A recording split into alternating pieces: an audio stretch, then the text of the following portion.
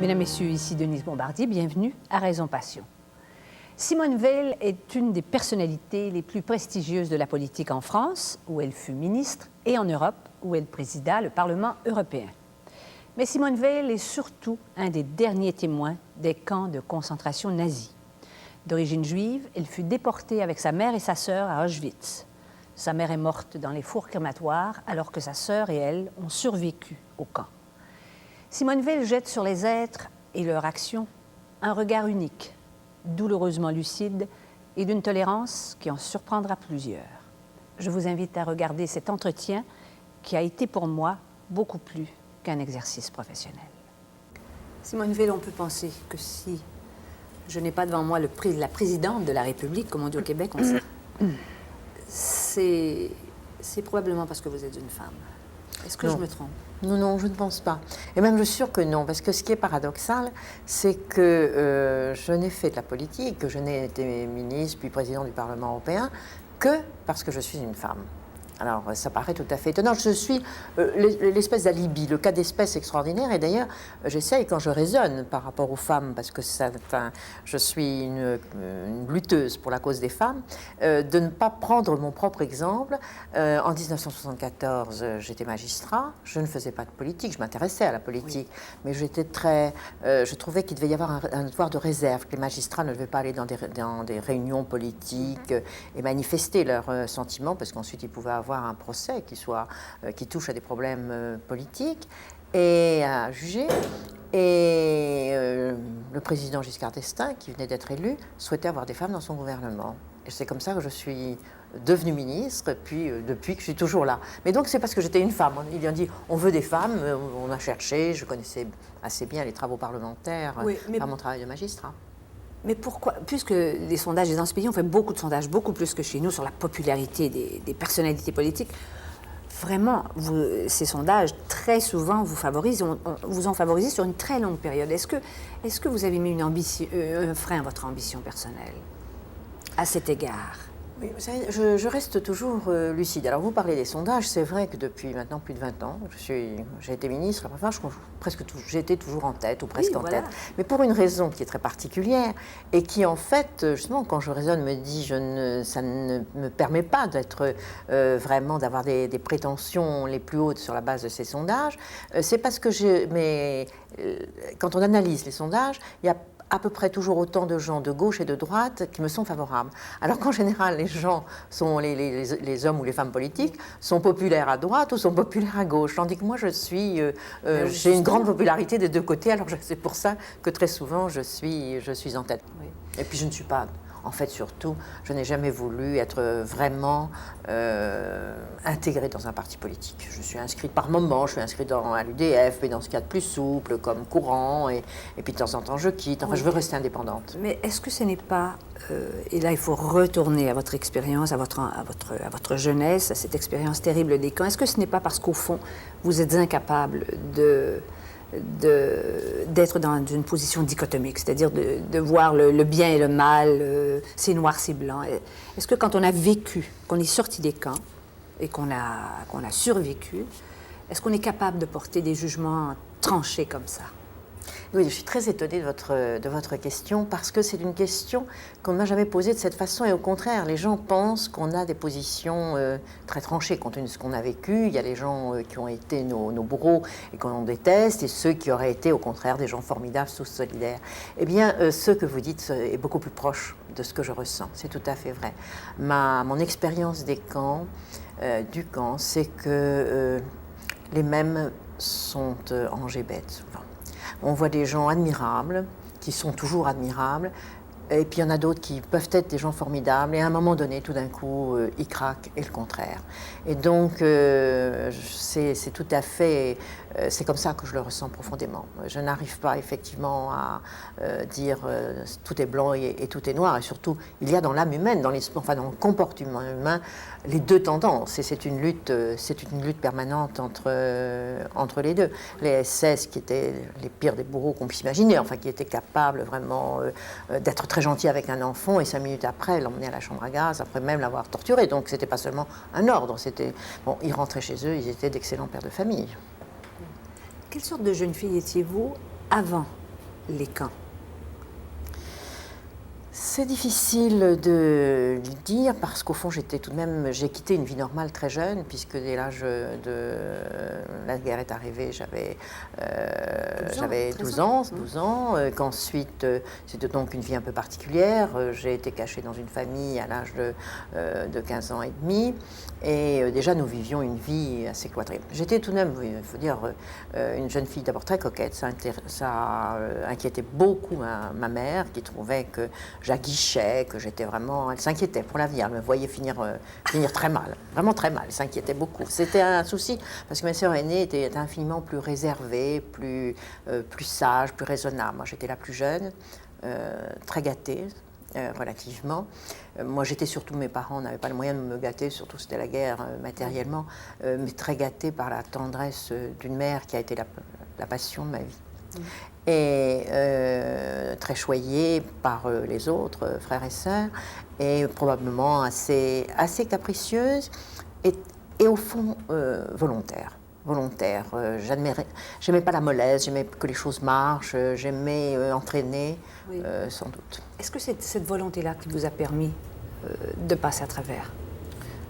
Oui, sûrement la volonté, l'envie de me battre pour ma sœur et pour ma mère qui étaient avec moi. Aussi... Il faut dire que votre mère est morte au camp quelques semaines avant la libération, et que ma sœur est rentrée très très malade. On a pensé qu'elle ne survivrait pas, mais quelques années après, elle s'est tuée dans un accident de voiture. Elle a été tuée dans un accident de voiture avec son bébé, qui a été... Pour moi, l'horreur, nous étions jamais séparés au camp, nous avions vraiment toujours été ensemble. On était déjà très liés étant enfants. Oui. Elle était le substitut de ma mère, tout à fait. Elle m'avait supporté la disparition de ma mère. Et ça a été une immense douleur dont je ne me suis jamais remise, sa mort. Mais... Vous avez dit tout à l'heure, j'étais très gâtée. Et évidemment, ce n'était pas matériellement à cause de la guerre, mais j'ai eu beaucoup de tendresse. Est-ce que ce n'est pas ce capital de tendresse-là qui vous a permis après d'être capable d'aimer, d'avoir des enfants? Moi, je dis toujours que ce qu'on a de meilleur à donner, c'est ça aux enfants. Que vraiment, c'est la leçon une leçon que j'ai tirée une des leçons de ma mère, parce que c'est pas la seule. Ma mère aussi, j'ai tiré, je crois, le sens non seulement de la tendresse à donner aux ses enfants, mais essayer d'avoir des convictions, une ligne de conduite. Enfin, mes parents étaient très, je dirais pas moralisateurs, mais pas religieux du tout, mais extrêmement soucieux du respect d'un certain nombre de valeurs. Moraux, quoi. Très, très moraux. Ça pesait sur la famille de façon extraordinaire. J'ai le souvenir encore d'avoir une fois menti pour une chose tout à fait banale. Et je me disais, mais comment est-ce que j'ai pu mentir aussi fermement sans jamais oser ensuite aller à l'inverse de ça à mes parents. Mais cette tendresse, elle est essentielle. Je trouve que ces enfants, il faut leur en donner le plus possible. Les enfants qui ont manqué de tendresse le payent toute la vie et ne sont plus capables d'en donner eux-mêmes et d'aimer les autres. Mais au camp, je pense aussi que ce qui m'a aidé, et ça c'est une chose que j'ai gardée toujours, c'est l'amour de la vie. Je crois que quand on a cet amour de la vie, et l'amour de la vie qui est l'amour des choses matérielles, enfin d'un certain nombre de choses agréables, le goût du bonheur, et que j'ai très, très profondément, et l'intérêt pour les gens. Tous les gens m'amusent, m'intéressent, surtout quand ils parlent d'eux, qui sont eux-mêmes, sur des petites choses. Et je dirais, parce que je me sens toujours plus proche et parce que c'est plus facile, surtout les femmes. J'adore être avec des femmes, les entendre sur tous les sujets. Je suis même des gens avec lesquels on peut penser, qu'on n'a pas de lien précis, qui viennent vous voir. Je dis, oh, j'ai accepté de recevoir telle femme qui vient, pourquoi? Et puis, on découvre un tas de choses passionnantes. Oui. Est-ce que, après cette expérience, sachant au fond que l'homme peut être la bête en même temps, est-ce qu'au fond, ça ne vous protège pas de la déception? Si, sûrement. Sûrement, vous avez tout à fait raison. Mais ça ne veut pas dire que j'aime moins les gens, non, pas du tout. J'aime les gens comme ils sont. Comme ils sont. Dès lors qu'ils ont de la tendresse, qu'ils sont capables de générosité, dès lors qu'ils sont capables de... Voilà. Mais bon, c'est vrai que très souvent, je ne suis pas du tout cynique, mais je considère que moi-même, si je parle en moi-même, je ne le dis peut-être pas extérieurement, mais Oui. je sais très bien tous mes défauts, mes faiblesses. Mais est-ce que ça s'applique même à vos enfants? Ou Oui, si devant vos absolument. enfants? Absolument. Absolument, quelquefois, mes enfants... Vous pouvez savoir que vos enfants vont vous décevoir, alors? Je veux dire, même devant eux, vous avez quand même cette... Voilà. D'abord, mes enfants, mes 3 fils, ne me déçoivent jamais dans ce que j'attends d'eux vis-à-vis de moi. J'ai 3 fils qui sont absolument d'une tendresse, d'une gentillesse, aux petits soins. Enfin, vraiment, jamais ils ne me déçoivent. Quelquefois, oui, j'ai porté jugement sur eux, sur leur comportement à l'extérieur. Et j'essaye d'ailleurs de le leur dire, parce que je trouve que c'est regrettable pour eux. Donc, je crois que je suis lucide. Mais récemment, il y a mes petits-fils qui m'a déçue. Nous avions nos 50 ans de mariage, mon mari et moi, toute la famille était réunie, et un des petits-fils n'est pas venu. Nous avions organisé 3 jours dans un hôtel. Eh bien, mon mari et moi, c'est pas du tout... Bon, nous étions très nombreux, nous étions 19, c'était merveilleux, mais on était déçus qu'il n'ait pas su faire le bon choix. C'est-à-dire, c'est parce qu'il travaillait, il prépare des examens, des concours très difficiles, et on s'est dit, mais pour lui, c'est une erreur de ne pas avoir su...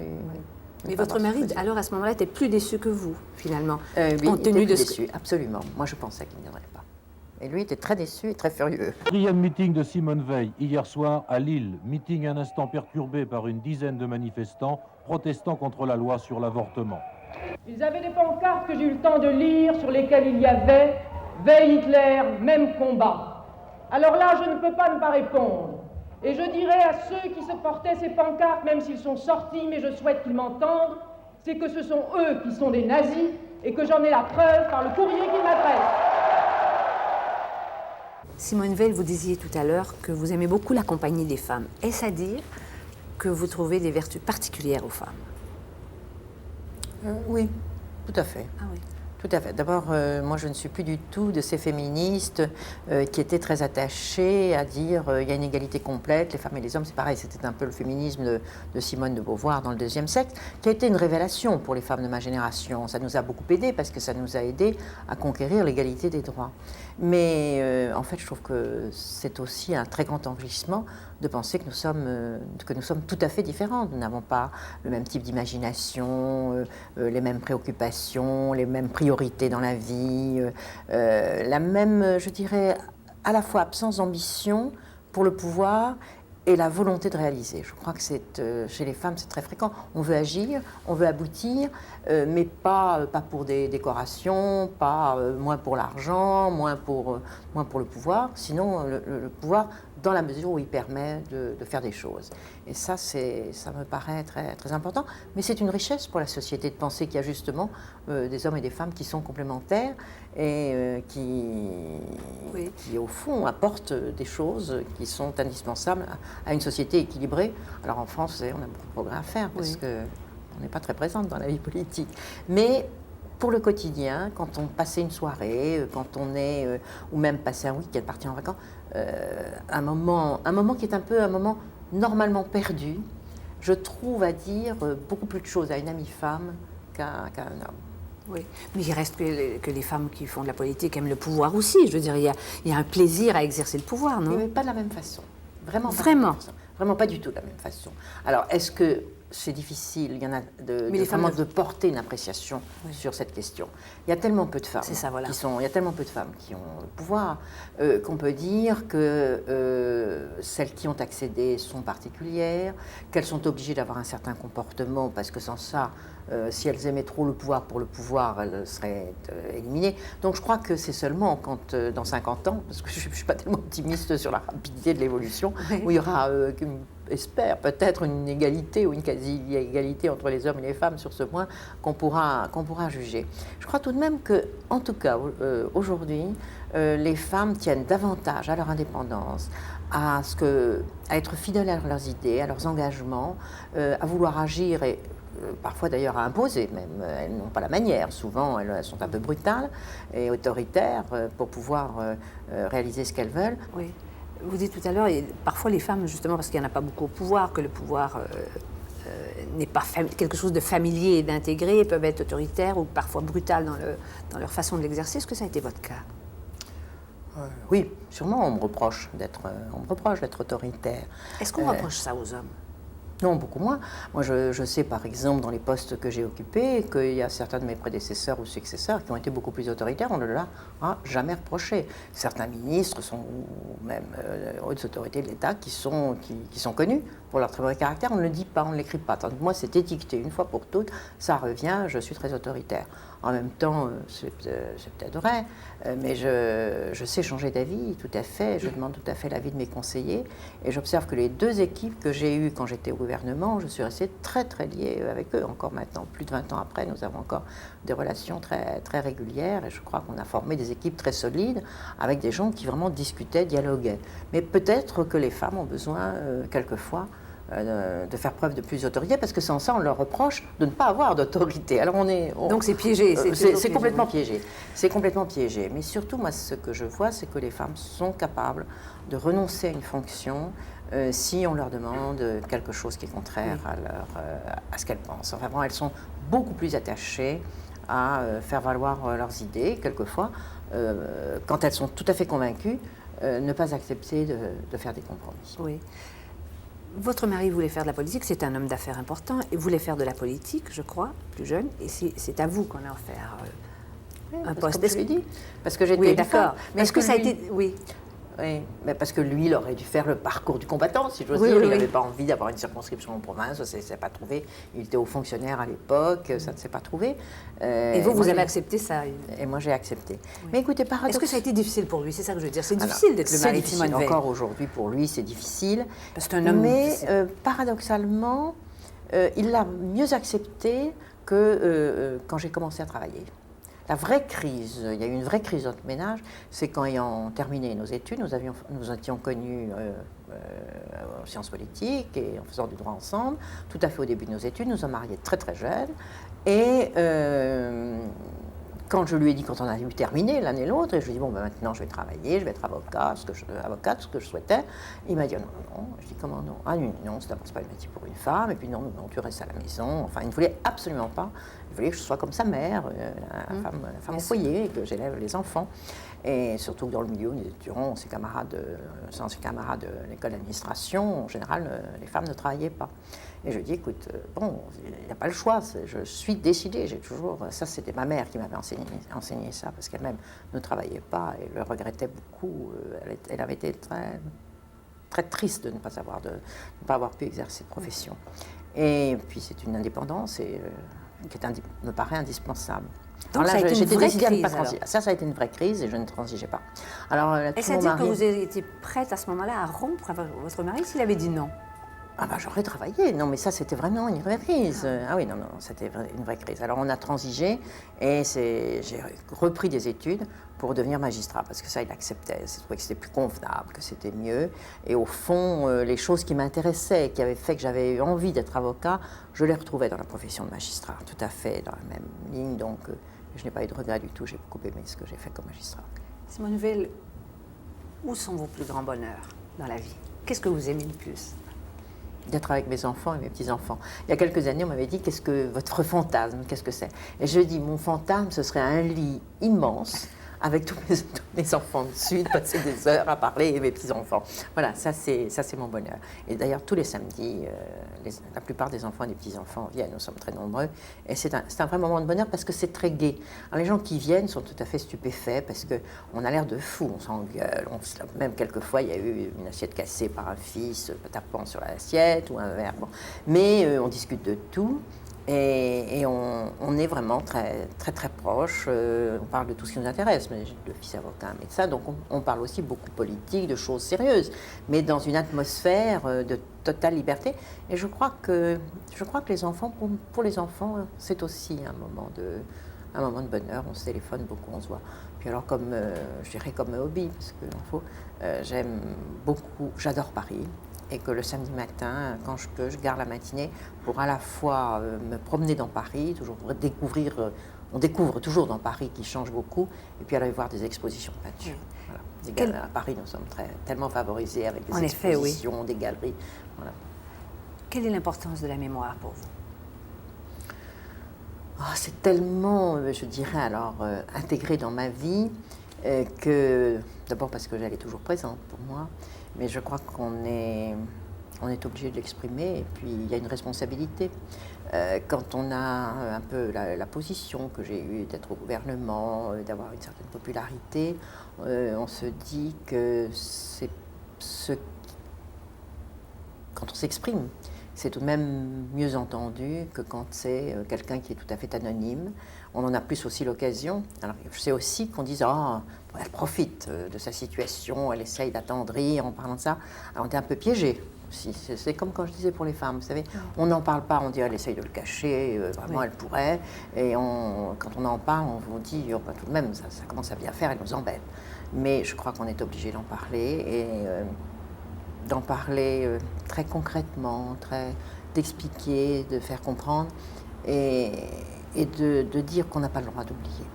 Vraiment, c'est d'abord par fidélité pour ceux qui sont morts, parce que ça a été quelque chose qui conserve un caractère très, très, très particulier qu'il faut savoir montrer, il ne faut pas banaliser. Il y a une tendance à la banalisation, mais quand on voit ce qui se passe au Rwanda, ces massacres, on se dit c'est pas la même chose, c'est pas la même idéologie, mais tout de même, ça nous oblige à nous battre et à nous dire on ne peut pas l'accepter. Simone Veil, je vous remercie de cet entretien.